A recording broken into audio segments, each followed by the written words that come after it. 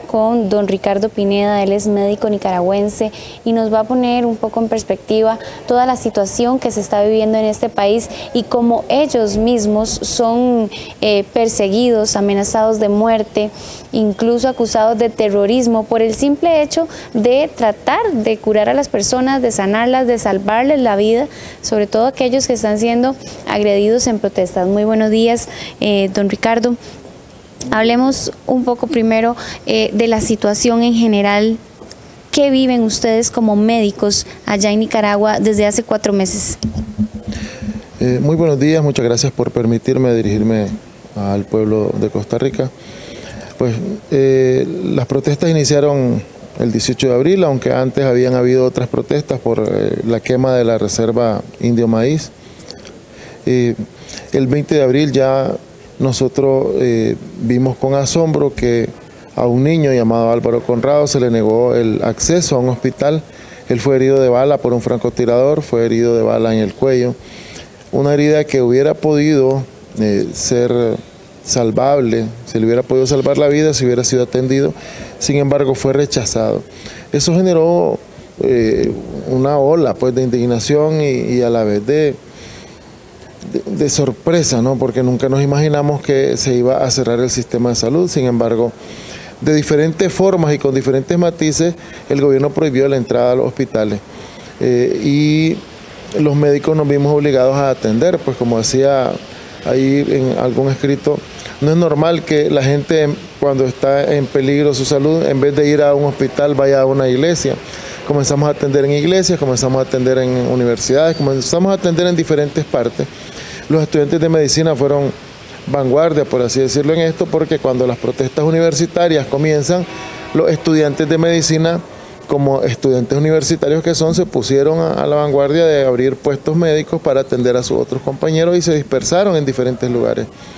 Y pues los médicos ya adultos, por así decirlo, pues nos integramos a apoyar a los muchachos y a conseguir medicamentos, a conseguir cosas y a tratar de resolver los casos que fueran más severos, a colaborar en la evacuación de los heridos y a apoyarnos el esfuerzo que ellos estaban haciendo. Nosotros nos fuimos integrando cada vez más y actualmente el gran pecado de los médicos nicaragüenses es que hemos estado siendo, digamos, los que evitamos que hayan más muertes, que esta política de genocidio sea más macabra, y ahorita hay más de 200 médicos despedidos, acusados de terrorismo, que es una ley que se acaban de inventar, que la pena mínima es de 15 años, o sea, prácticamente hay una persecución sistemática contra los trabajadores de la salud, particularmente contra los médicos, pero también hay nutricionistas, también hay otro personal administrativo y técnico de la unidad de salud, y el sistema de salud pues se está desarticulando prácticamente porque este nivel de agresión nadie está tranquilo, pues nadie está trabajando cómodo, porque el que no está despedido está amenazado de despido. Vendas, gasas en la mano era lo que ustedes tenían y sin embargo los acusan incluso de terrorismo. Así es, un estetoscopio, vendas, gasas, esparadrapo, es lo que andábamos. Nuestra misión era fundamentalmente evitar que los pacientes se desangraran, controlar el dolor y procurar una evacuación lo más segura posible a los hospitales de mayor resolución que recibían heridos, como fueron los hospitales privados que sí abrieron las puertas a los heridos en las crisis. ¿Hay médicos agredidos allá? ¿Hay médicos que han fallecido debido a estas protestas durante estos 4 meses? Sí, hay médicos fallecidos, hay médicos de Estelí, hay médicos en Jinotepe, hay uno. Estudiantes de medicina también hay fallecidos, y una de las más recientes, digamos, una doctora brasileña que fue asesinada a sangre fría por un ex alto oficial, creo que es ex coronel del ejército, un oficial del ejército que con una ametralladora M4 que no es común, pues no se halla normalmente en ningún lado. La ametralló el carro porque pueden. Ahora, ¿han vivido ustedes alguna situación similar? Esta es la primera vez en la historia de Nicaragua donde los médicos se ven tan estrictamente agredidos, tan fuertemente perseguidos. En tiempos de la lucha contra la dictadura sí hubo médicos asesinados. El doctor Eduardo Selva fue sacado de un quirófano. Él y su paciente fueron ametrallados por la guardia. Y el doctor Alejandro Dávila Bolaños también fue asesinado. Hubo médicos que murieron por estar brindando atención en la memoria del nicaragüense, digamos. En la memoria de los médicos están esos casos de médicos que dieron su vida por la profesión. Hubo otros médicos que murieron como guerrilleros, me refiero a los que murieron por brindar atención médica. Y en este caso, nosotros desde hace rato denunciamos que hubo ataques directos a puestos médicos. En León, por ejemplo, asesinaron a un estudiante de medicina y secuestraron a 17 en un puesto médico sin estar armados atendiendo heridos. En Mazatepe fue atacado directamente el puesto médico. En Monimbó fue atacado directamente el puesto médico. O sea, existía como una política de cierre de los espacios de atención en las unidades del sistema estatal de salud y además el ataque a los puestos médicos que los estudiantes de medicina y los médicos habíamos puesto en diferentes lugares. Hablemos ahora específicamente de su caso, don Ricardo Pineda, médico nicaragüense. Usted está en nuestro país de refugiado, tuvo que salir inmediatamente porque estaba amenazado incluso de muerte por atender pacientes heridos. Así es, el día, o sea, yo recibí un llamado el día 13 de julio de que habían estudiantes heridos en la universidad y que necesitaban médicos porque en ese momento no habían. La estudiante de medicina que estaba ahí era una de las heridas incluso. Entonces nos fuimos a la universidad, llegamos, evacuamos a 7 heridos. Después nos dijeron que habían otros heridos en una iglesia y nos dirigimos a esa iglesia a tratar de estabilizar y evacuar a los heridos. Sin embargo, ahí fuimos rodeados. Ya cuando los estudiantes evacuaron completamente la universidad, se refugiaron en la iglesia y fuimos atacados con fuego de ametralladoras pesadas desde las 5 de la tarde hasta las 8 de la mañana. Cuando comenzó esto y comenzó el ataque, digamos, ya nosotros vimos que no podíamos evacuar a los heridos. Comenzamos a llamar a alguna gente a que nos ayudara, a la familia, a los conocidos, que estábamos metidos dentro de la iglesia, 2 médicos, estaba el doctor Carlos Duarte y yo, estábamos metidos en la iglesia que solicitamos el apoyo pues, de la comunidad internacional, de los diplomáticos, de quien fuera, para parar ese ataque. Entonces alguien nos dijo, o sea, que en vez de estar mandando chat, que filmáramos un video. Y entonces filmamos un video, el video circuló como a las 7 de la noche, y ya como a las 8 de la noche vino una respuesta que era una gran cantidad de amenazas por Facebook, por las redes sociales, por Twitter, donde nos ponían como blanco, ¿no?, de los paramilitares. Los paramilitares que estaban rodeando la iglesia en conjunto con la policía, pues prácticamente son indistinguibles. En ellos circuló la información, digamos, que nosotros estábamos armados, que éramos militares entrenados, peligrosos, y prácticamente que no se podía negociar, pues que si nos miraban nos neutralizaban. Posteriormente también alguien nos dijo que había como una recompensa en efectivo para el paramilitar que nos matara. En ese ambiente nosotros estuvimos, sabíamos claramente que si los paramilitares llegaban a penetrar a la iglesia, pues nos iban a matar. Y así transcurrió.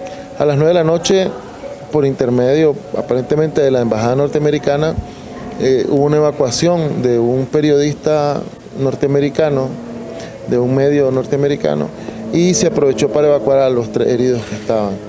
Una vez que salieron esos heridos y que salió el norteamericano, pues las cosas no pintaban bien. O sea, si habían retirado ellos a las 9 de la noche y nosotros quedábamos, eso significaba que el ataque iba a seguir, pues efectivamente siguió con mucha violencia. A esa hora Managua se levantó, hubo una gran caravana que llegó como a 400 metros de la universidad.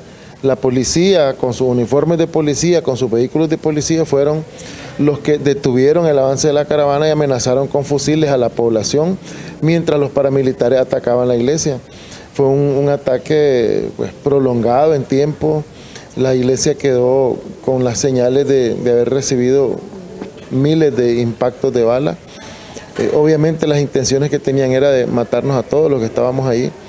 Y un poco por la presión de ese grupo grande de gente que llegó, ellos tuvieron que mover a algunos de los atacantes hacia el lado donde estaba la población.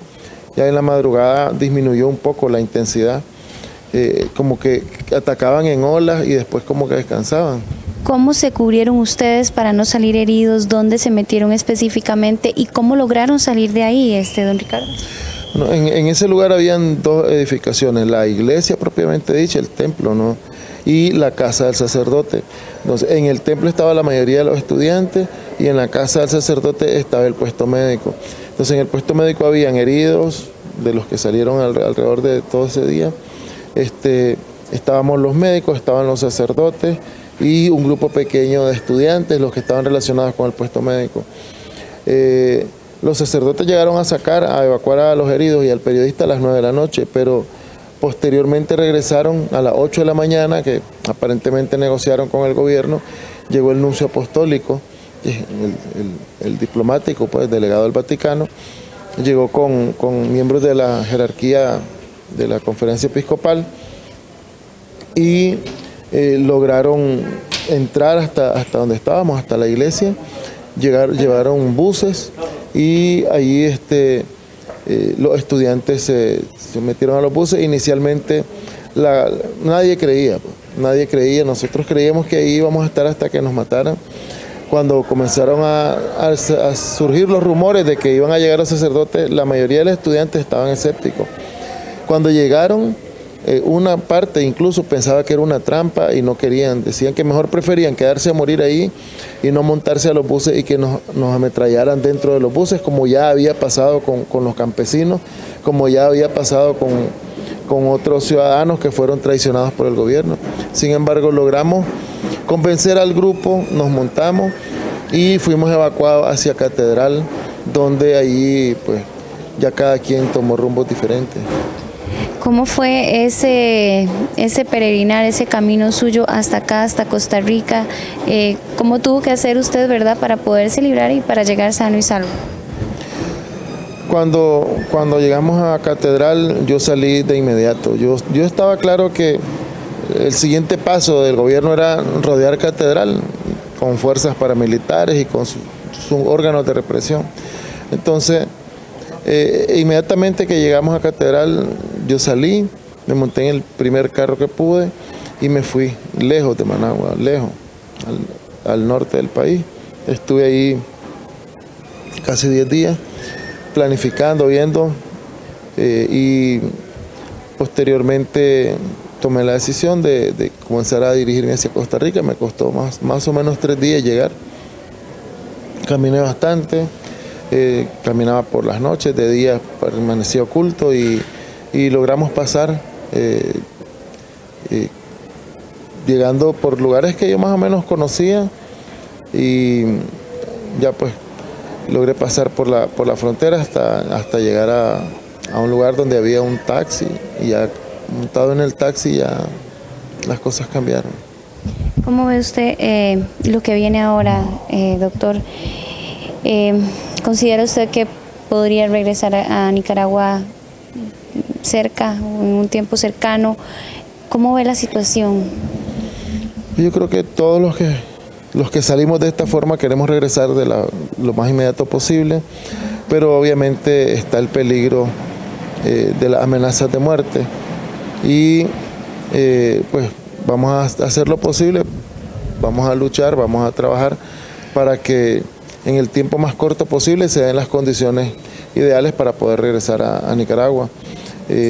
Tenemos mucha confianza en la gestión de la OEA con sus mecanismos de presión que creemos que pueden llevar a un buen término esto y que haya una salida negociada de esta gente que no puede continuar, pues no tiene legitimidad. Han matado más de 500 personas, desaparecidos, hay cerca de 1000 personas desaparecidos que tienen 3, 4 meses de desaparecidos.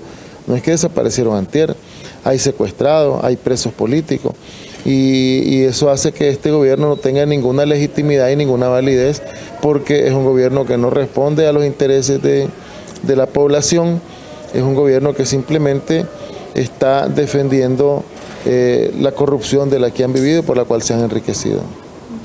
Ahora, ¿usted está haciendo trámites con la Universidad de Costa Rica o alguna otra entidad para poder ejercer dentro de nuestro país? Hay muchos médicos nicaragüenses, entre ellos, que han estado tratando de hacer esto con sus títulos para poder trabajar acá. ¿Esa sería una opción?